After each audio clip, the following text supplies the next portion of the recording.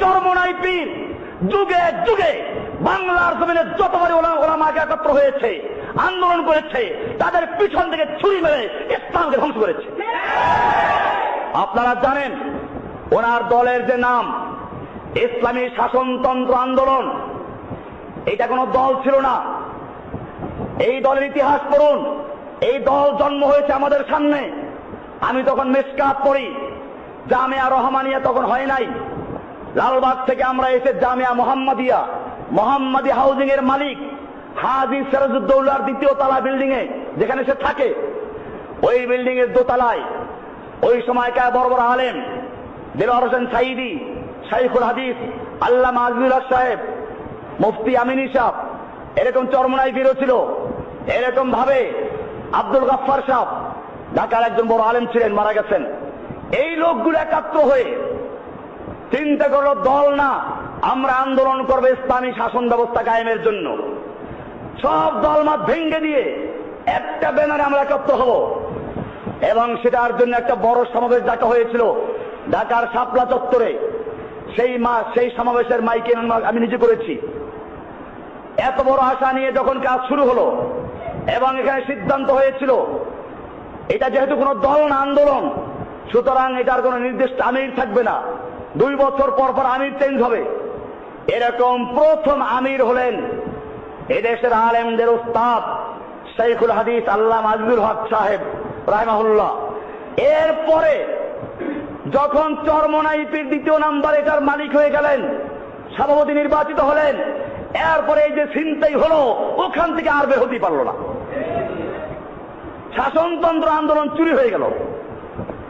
এরপরে যখন আবার নতুন করে এদেশের আলেম সমাজ নাস্তিক, মুরতাদ এবং বুলুগারদের বিরুদ্ধে ঐক্যবদ্ধভাবে মাঠে নেমেছে, উচিত ছিল তাদের নিজেদের প্রোগ্রাম বাদ দিয়ে ঐক্যবদ্ধভাবে 6 তারিখের প্রোগ্রামে একাত্র হওয়া। তারা করলো কি, সেই প্রোগ্রামের সাথে একটা রাজনৈতিক স্লোগান, হ্যাঁ আমরা কিন্তু একমত আছি, কিন্তু তারা ইহুদি খ্রিস্টানদের সাথে আতাত করে নিজেরা তাদের ছত্র ছায়ায় একটা সম্মেলন করে উধাও হয়ে চলে গেছে, যাতে করে পরবর্তীতে যদি এই আলেমরা কোনো বিপদে পড়ে, ওনরা যেন বিপদে না পড়েন। এই লোকগুলো সব জায়গায় থানায় থানায় আমার বিরুদ্ধে অভিযোগ করেছে আমি জঙ্গিবাদীদের লেজা।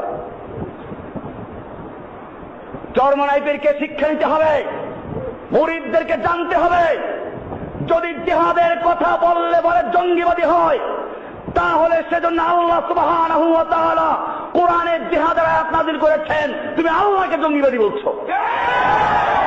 জিহাদের হাদিস আল্লাহ রাসূল বলেছেন, আল্লাহ তাআলা বলছেন, ইন্নাল্লাহা ইউহিব্বুল্লাযীনা ইউকাতিলুনা ফী সাবিলিহি সাফফান, নিশ্চয় আল্লাহ ভালোবাসেন ওই সমস্ত লোকদেরকে যারা আল্লাহর রাস্তায় কেতাল করে, যুদ্ধ করে, কাতারবন্দী হয়ে। কি করে? তাদেরকে আল্লাহ ভালোবাসেন। কেতাল কোরআনে আছে, যুদ্ধ কোরআনে আছে। এমনি ভাবে আল্লাহ সুবহানাহু ওয়া তাআলা সূরা তাওবার 111 নম্বরে বলেছেন, ইন্নাল্লাহা আশতারা মিনাল মুমিনিনা আনফুসাহুম ওয়া আমওয়ালাহুম বিআন্না লাহুমুল জান্নাহ ইউকাতিলুনা ফী সাবিলিল্লাহ, নিশ্চয় আল্লাহ তাআলা মুমিনদের জান এবং মাল ক্রয় করেছেন জান্নাতের বিনিময়ে। ইউকাতিলুনা ফী সাবিলিল্লাহ, তারা আল্লাহর রাস্তায় কেতাল করে, যুদ্ধ করে। আল্লাহর কাছে বিকৃত মাল হস্তান্তর করবে কেমনে সেটা আল্লাহ বলে দিয়েছেন। ইউকাতিলুনা ফী সাবিলিল্লাহি, তারা আল্লাহর রাস্তায় কেতাল করে, যুদ্ধ করে। ফায়াকতুলুনা ওয়া ইউকতালুন, তারা মারে আর মরে। মারে আগে, তারপরে বোঝা গেল খালি হাতে যাওয়া যাবে না। আল্লাহ পরিষ্কার বলেছেন, ফায়াকতুলুনা ওয়া ইউকতালুনা, তারা মারে আর মরে। মারামারি আছে কিনা কোরআনে? এমনি ভাবে আল্লাহ সুবহানাহু ওয়া তাআলা প্রায় 400 আয়াত নাযিল করেছেন। আল্লাহর নবী মুহাম্মদুর রাসূলুল্লাহ সাল্লাল্লাহু আলাইহি ওয়াসাল্লাম যুদ্ধ করেছেন। তোমার বুঝে না আসলে বদর, উহুদ, খন্দকের ইতিহাস পড়ো, বুখারী হাদিস পড়ো।